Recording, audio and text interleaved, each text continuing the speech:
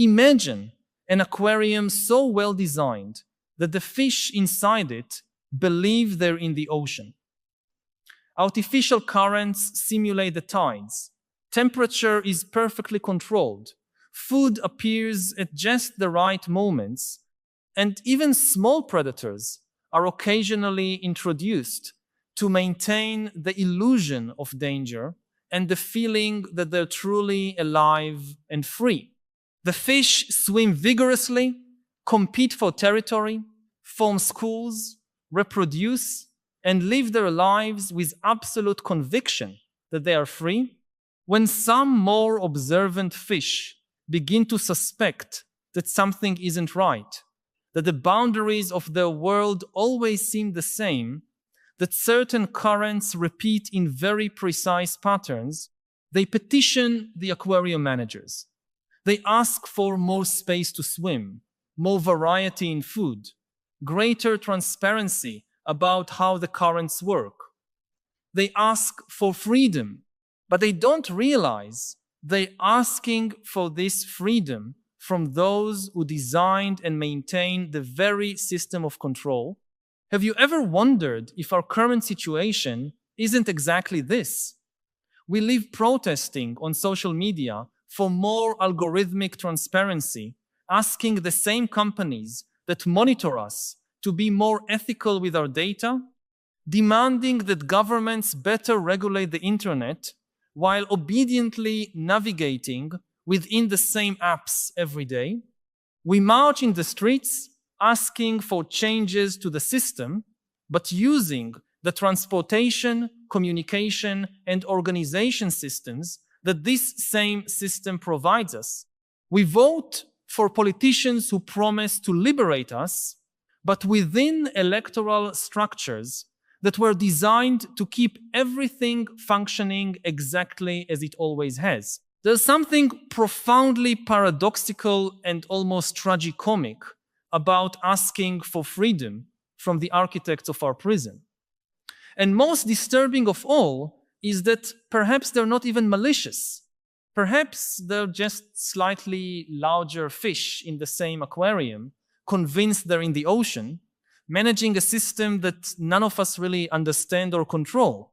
To understand how we arrived at this extraordinary situation, we need to go back in time and examine how the very notion of freedom has been constantly redefined throughout human history. For millennia, freedom was something simple and direct.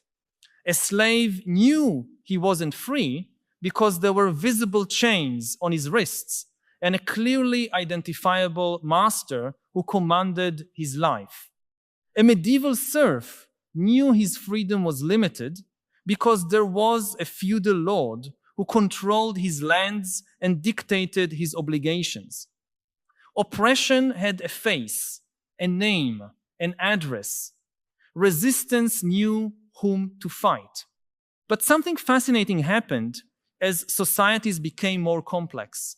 Control systems became more sophisticated, more subtle, more diffuse. Freedom ceased to be a matter of breaking physical chains and became a matter of navigating invisible labyrinths.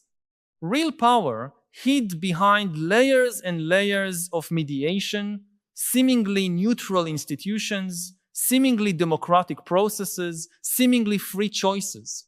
Consider the evolution of human labor. The ancient slave knew he worked under coercion. The modern worker believes he works by his own choice. He signs a contract, negotiates his salary, can theoretically leave whenever he wants. He feels free. But look more closely. He needs to work to survive. The available work options are determined by economic forces completely outside his control. His time is rigorously monitored. His productivity is constantly measured. His communications are supervised. And even his thoughts during work are shaped by corporate training and organizational cultures. He's free to choose between different forms of subordination. but subordination itself is not in question.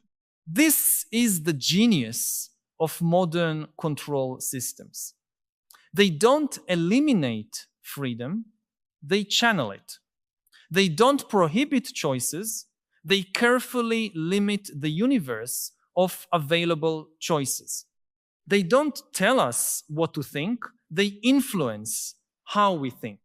And the most brilliant piece of this entire mechanism is that they manage to convince us that any limitation we experience can be overcome by working within the very system that creates these limitations. We see this everywhere once we start looking.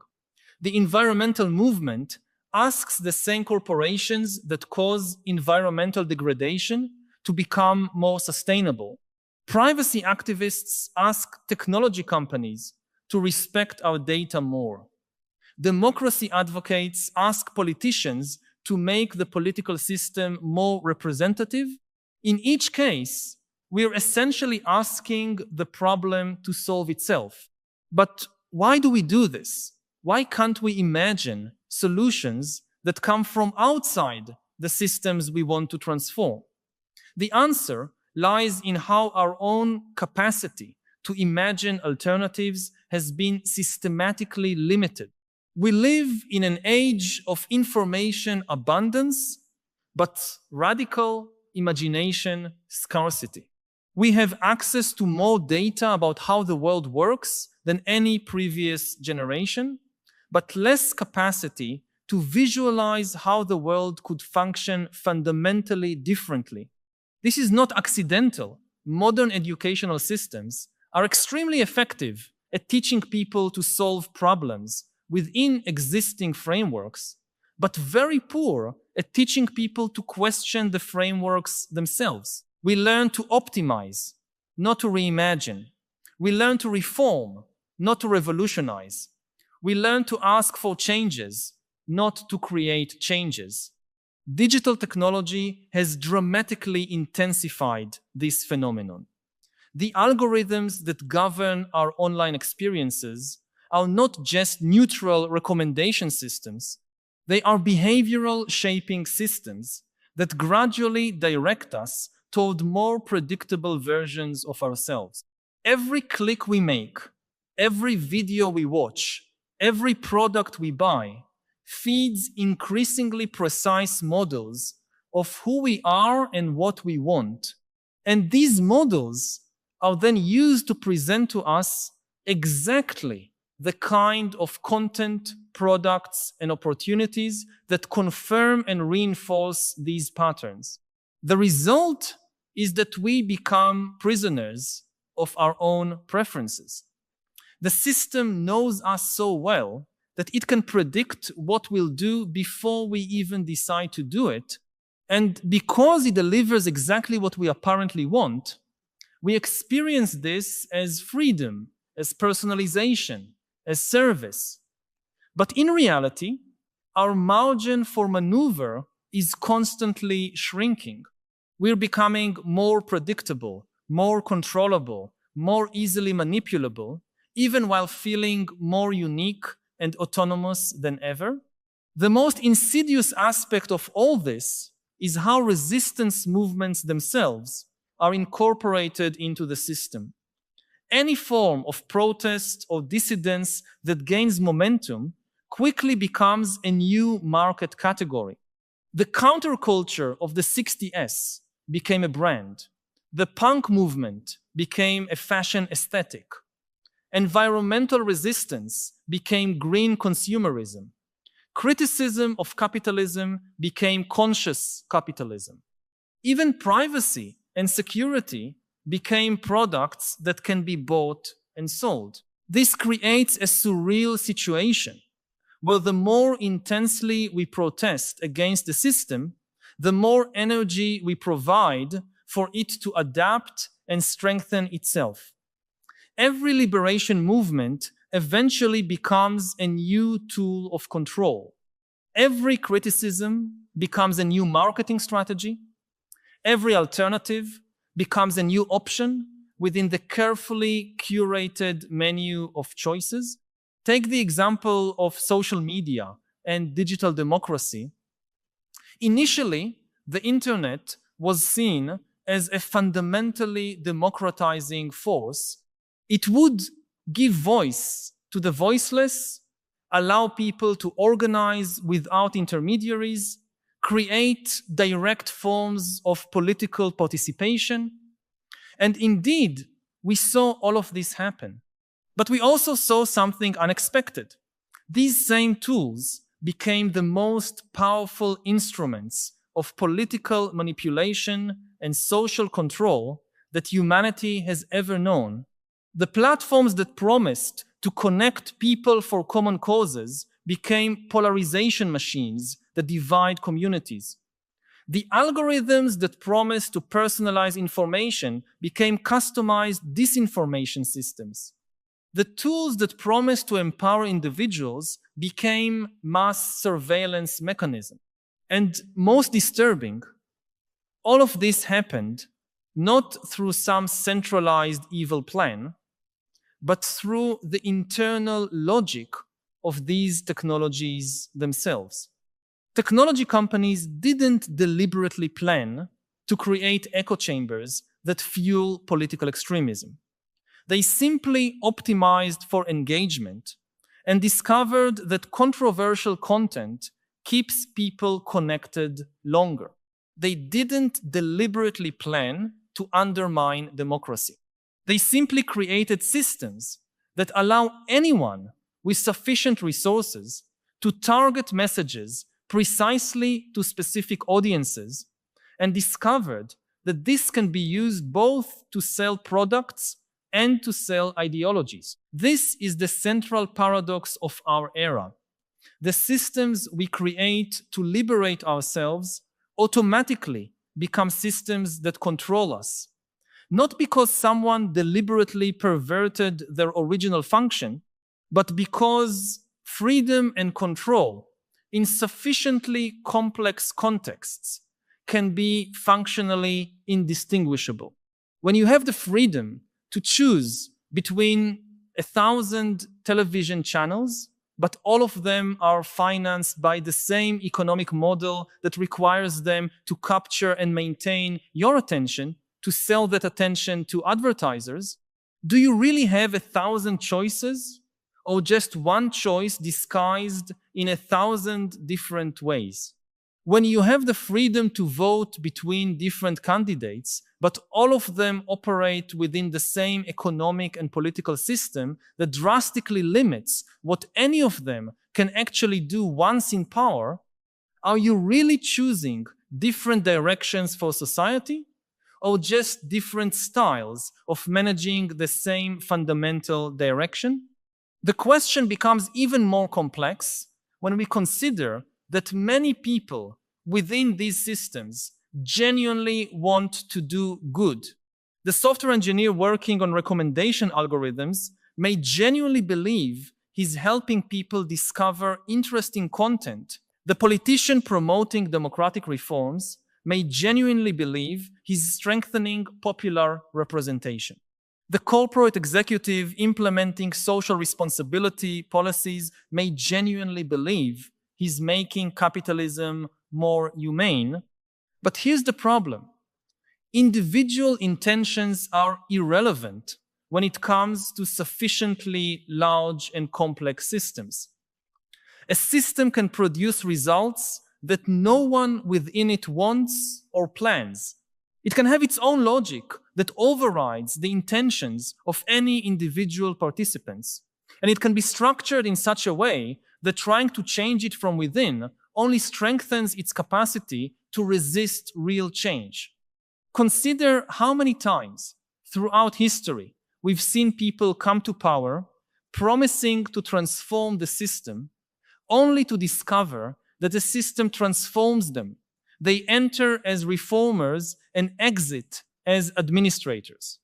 They arrive as revolutionaries and become bureaucrats. Not because they're hypocrites or venal, but because the structures within which they operate are more powerful than their individual intentions.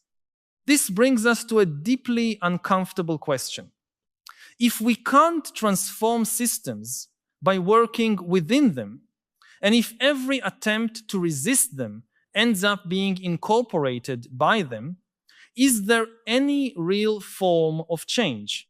Or are we doomed to be eternally fish, asking for improved aquarium conditions from the aquarium owners? The answer, I believe, begins with a fundamental shift in how we understand the very nature of freedom. As long as we continue thinking of freedom as the ability to make choices within a set of predefined options, we'll always be trapped asking for better options from those who define those options. Real freedom may require the ability to question and transform the structures that determine which options are available in the first place. But this leads us into much more radical and uncomfortable territory. It means recognizing that many of the institutions we consider fundamental to civilized society may actually be obstacles to full human experience. It means questioning not just how power is exercised, but whether certain forms of power should exist. It means imagining forms of social organization that may be radically different from everything we know. Historically, this kind of radical questioning has happened only in moments of profound crisis, when existing systems collapsed and people were forced to imagine alternatives. But perhaps we're approaching one of these moments. Climate change, automation, artificial intelligence, growing inequality, the erosion of trust in institutions, all these converging forces may be creating conditions where traditional forms of social organization simply can no longer function. If this is true, then the near future may be a period of unprecedented social experimentation. Not the kind of experimentation that happens within existing structures, but the kind that creates completely new structures, new forms of economic organization that don't depend on infinite growth or rigid hierarchies, new forms of political organization that don't depend on centralized representation or nation states, new forms of social organization that don't depend on massified institutions or tribal identifications. But for this to happen, we need to develop capacities that our current education and culture don't teach us. We need to learn to think in systems without becoming prisoners of those thought systems.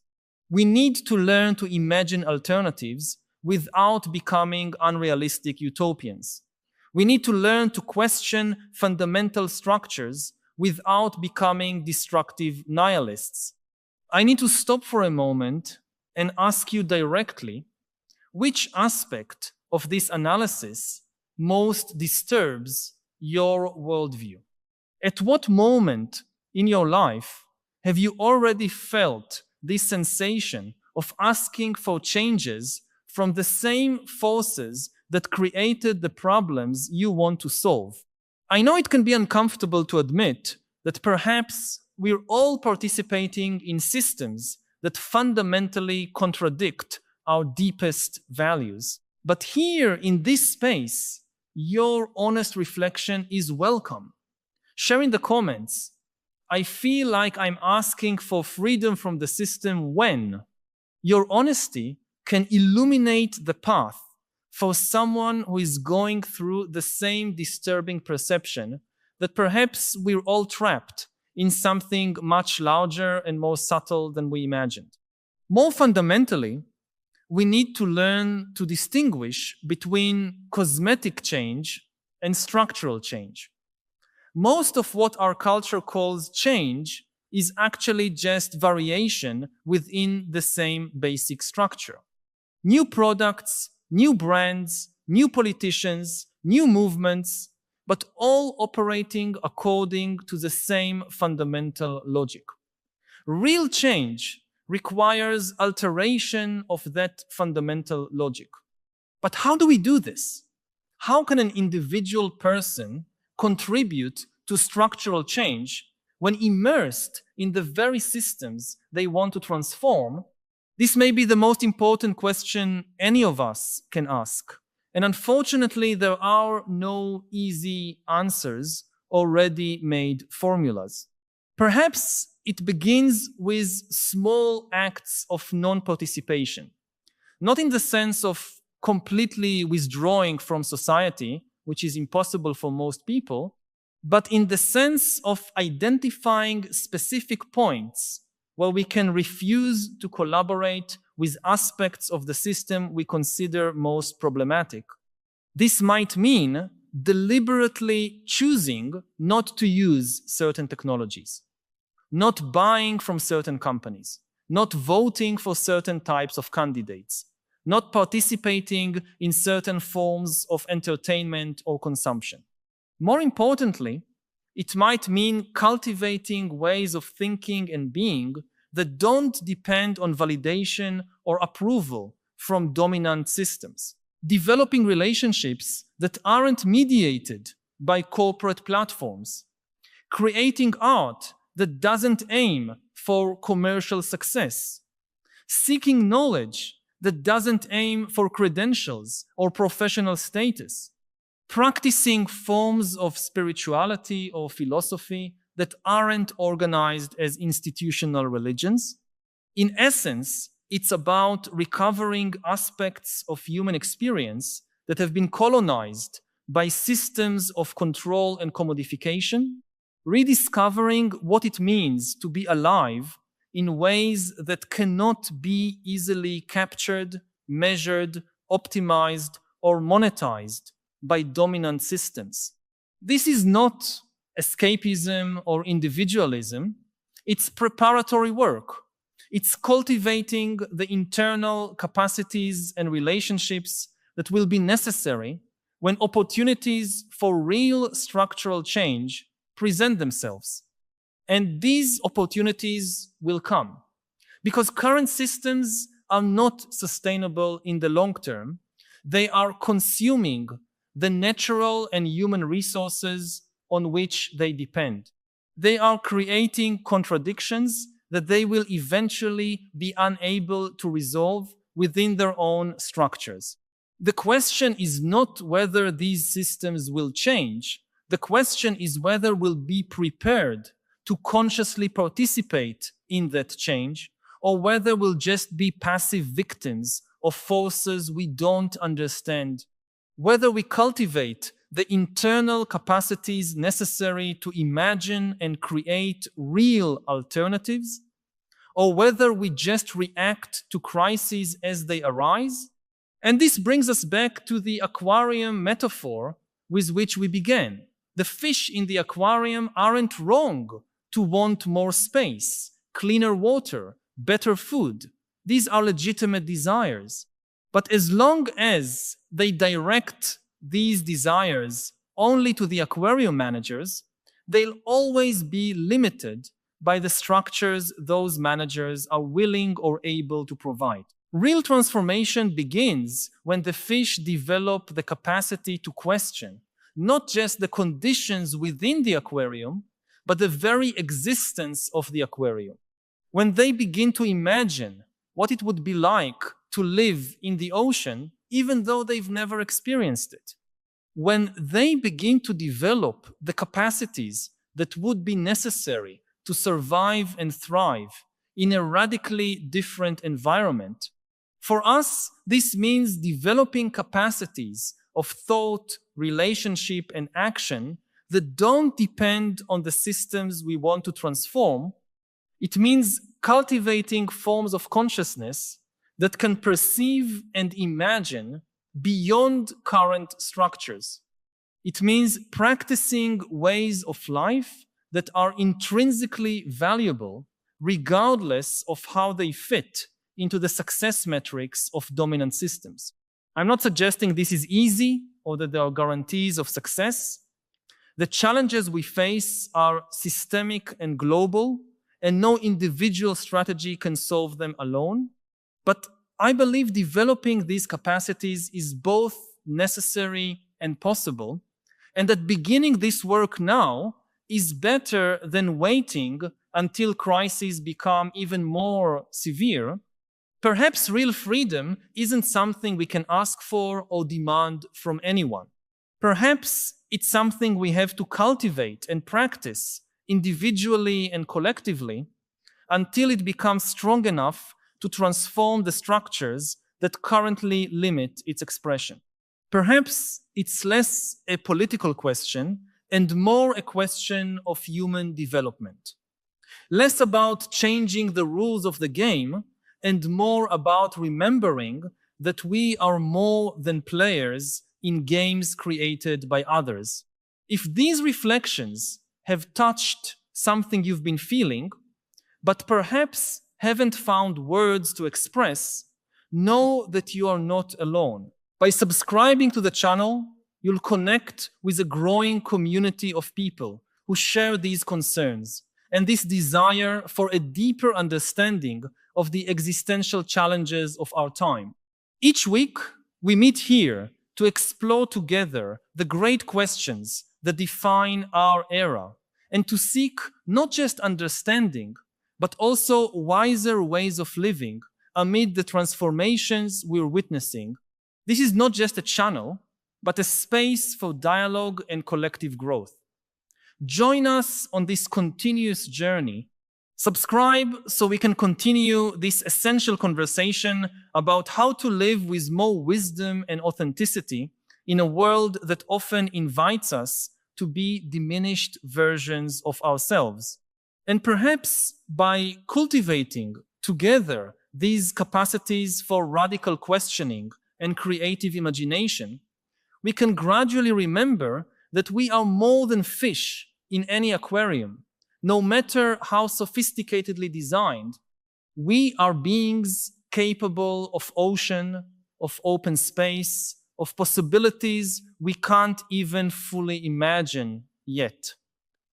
The question isn't whether we deserve this freedom.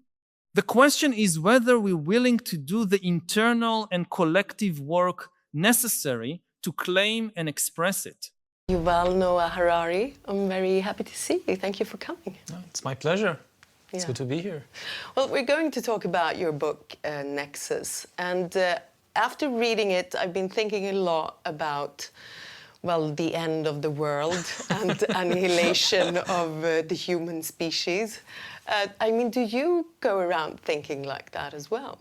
I think it's a possibility, but it's not deterministic, it's not inevitable. The whole point of writing a book warning about these dangerous scenarios is that these are just scenarios. We still have the power, the resources to prevent them. But, you know, every previous technology, in a way, empowered us. Even nuclear weapons, of course, they could destroy us, but only if we decide. Atom bombs empowered us because the bomb cannot decide who to bomb, who to kill. You always need a human being to make the decisions.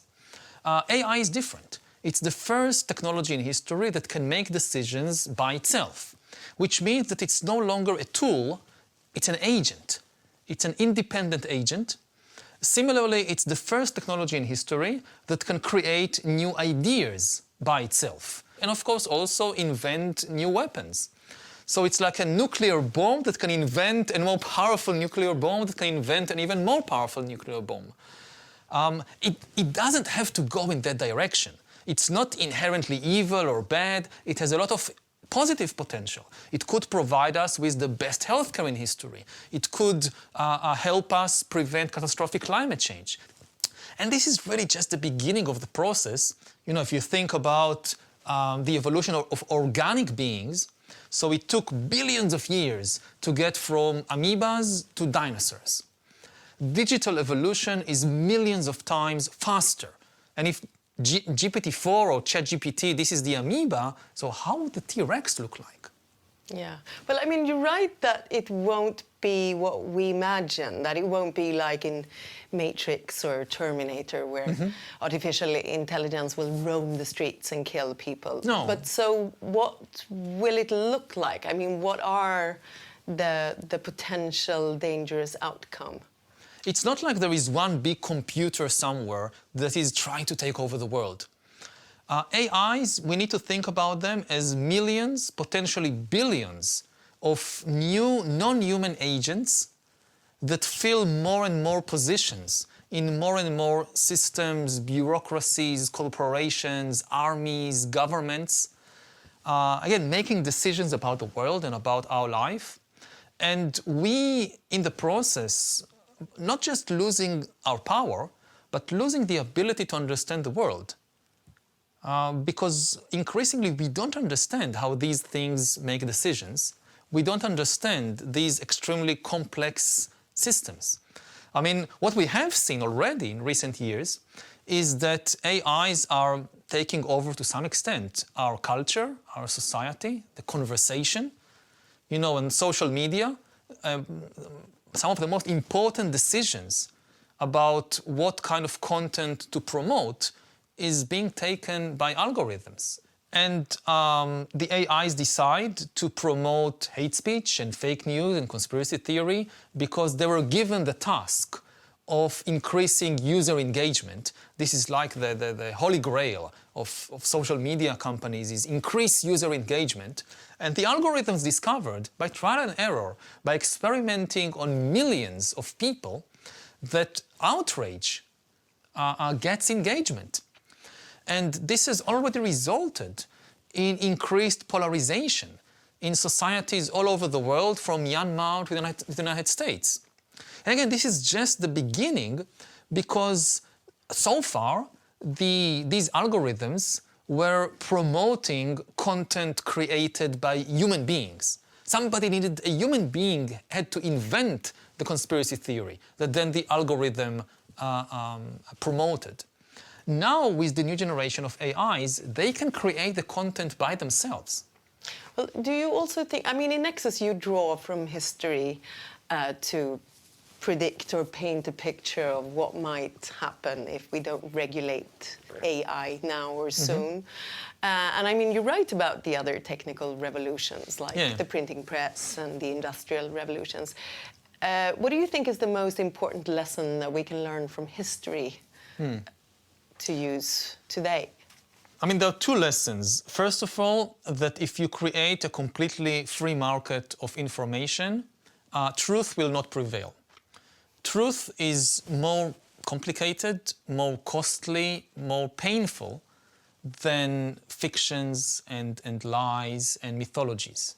You know, even as a journalist, you want to just invent some fictional story, that's very easy. You want to write the truth, you have to invest a lot of time and energy and effort. Similarly, if you think about the other side of the equation, the audience, for the audience to connect to a truthful story is often more difficult because reality is complex, it's complicated. So it demands a lot of effort to really understand a true story. Whereas a fictional story, you can make it as simple as possible. So if you want the truth to win, you have to tilt the balance, you have to invest something. The other lesson that we learned from previous big technological revolutions is that humans are extremely adaptable, but the process of adaptation is costly and dangerous. When humans began to develop industrial technology, nobody knew how to build a good industrial society. So there were various experiments. Imperialism was a huge experiment in building industrial societies. There were lots of people in the 19th and early 20th century who thought an industrial society, it has to be an empire, because you need to control the source of raw material and you need to control the markets. So we have to build an empire. And this type of thinking, you know, it spread. Britain and France and Japan and Russia and the United States, they all went about building empires. And with terrible consequences for hundreds of millions of people, until people realized, no, you can build an industrial society which isn't an empire.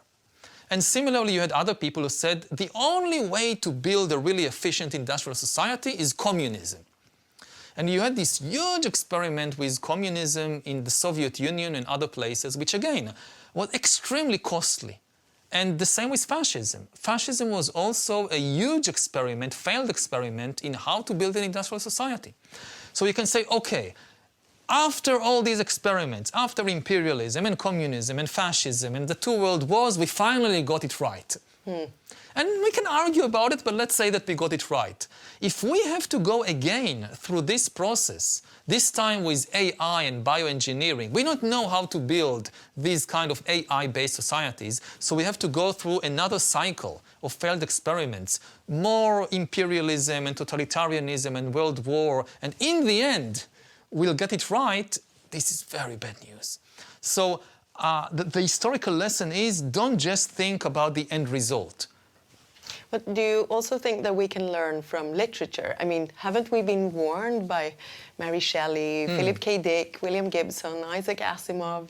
We have been warned, and it's very important, it's very good that we have been warned. I think the most important literary genre of our era is science fiction, because it attempts it engages with all these possibilities and attempts to warn us about the dangers and to speculate about how to build better societies. But for this to be successful, I think that science fiction needs to really dig deep into how technology changes in a fundamental way relations between human beings. Because you have a lot of science fiction which is just, you know, like taking a very old story and reenacting it with robots. So you can do like Romeo and Juliet with robots, or in space with laser guns and spaceships, and it is still Romeo and Juliet. I mean, it doesn't tell you anything new about how humans relate to each other. But you also write that we need more fiction about bureaucracy. Yeah, this is, I think, the biggest lacuna in art, is that art is not very good in explaining bureaucracy. We have Kafka. We have Kafka, we have Catch-22. It's not completely missing. But if you look, say, at the big blockbusters... It's not the bestsellers, no. Yes, it's not the bestsellers, it's not the blockbusters. And this is a problem, because our life is managed mainly by bureaucratic systems. But then when we open the television and we watch a TV series about politics, it's likely to ignore the bureaucracy and instead to tell us a medieval or even Stone Age story about dynastic politics. The focus is on a family or a couple of families and the kind of basic biological dramas that characterize competition within or between families. So you have something like Succession, with the kids competing for the attention of the father. This is a very important story, which was crafted by evolution already millions of years before there were humans. This is, you know, this is chimpanzee stuff. They know it also. And it's not a good guide for how politics in the 21st century actually happens. Because if we don't have these kinds of stories, then people don't understand the world. They easily fall victim to conspiracy theories about, you know, the deep state and all these, I don't know, cabals that control the world. But in fact, it's bureaucracy, it's not conspiracy. And it also makes it more difficult for us to change the system. You feel helpless. Evolution kind of prepared us for death by a tiger, not for death by a document. No.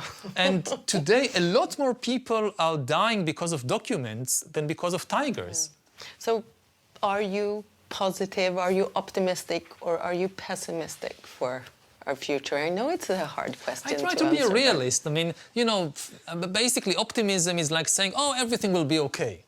And pessimism, no, we are all doomed. Both these positions, they make us abdicate responsibility. Because if in the end everything will be okay, why bother? You don't need to take action.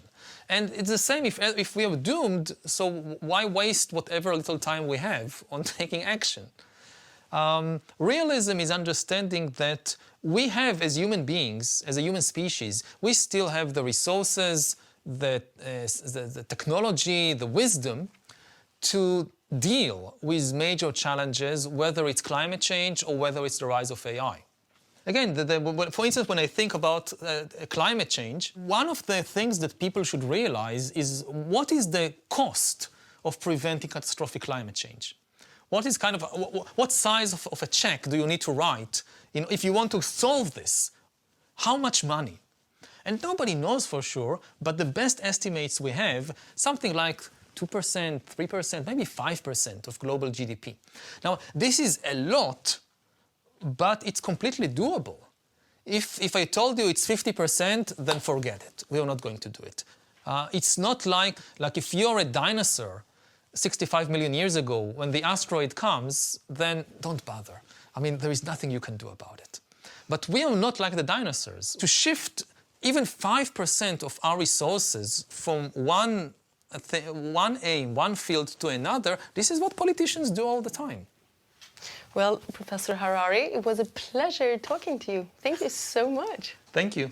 Democracies are made possible only by information technology. Democracy, in essence, is a conversation. A group of people conversing, talking, trying to make decisions together. Dictatorship is one person dictates everything. That's dictatorship. Now, in the Stone Age, hunter-gatherers living in small bands, they were mostly democratic. Whenever the band needed to decide anything, they could just talk with each other. As human societies grew bigger, it just became technically difficult to hold the conversation. The only examples we have from the ancient world for democracies are small city-states, like Athens or Republican Rome. These are the two most famous examples, not the only ones, but the most famous. Even philosophers like Plato and Aristotle, they knew once you go beyond the level of a city-state, democracy is impossible. We do not know of a single example from the pre-modern world of a large-scale democracy. Large-scale democracy becomes possible only in the late modern era, when a couple of information technologies appear. First the newspaper, then telegraph and radio and television, and they make large-scale democracy possible.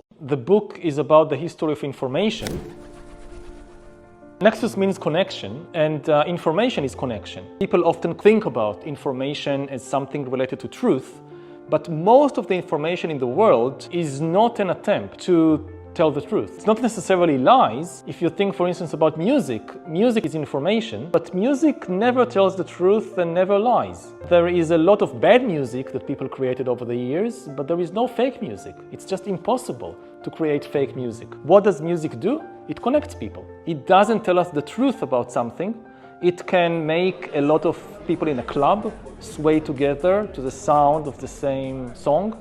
It can make a lot of soldiers march together in lockstep. It can make churchgoers to chant and to swing together. So this is what information does. It connects, and this is why the book is called Nexus, Connection.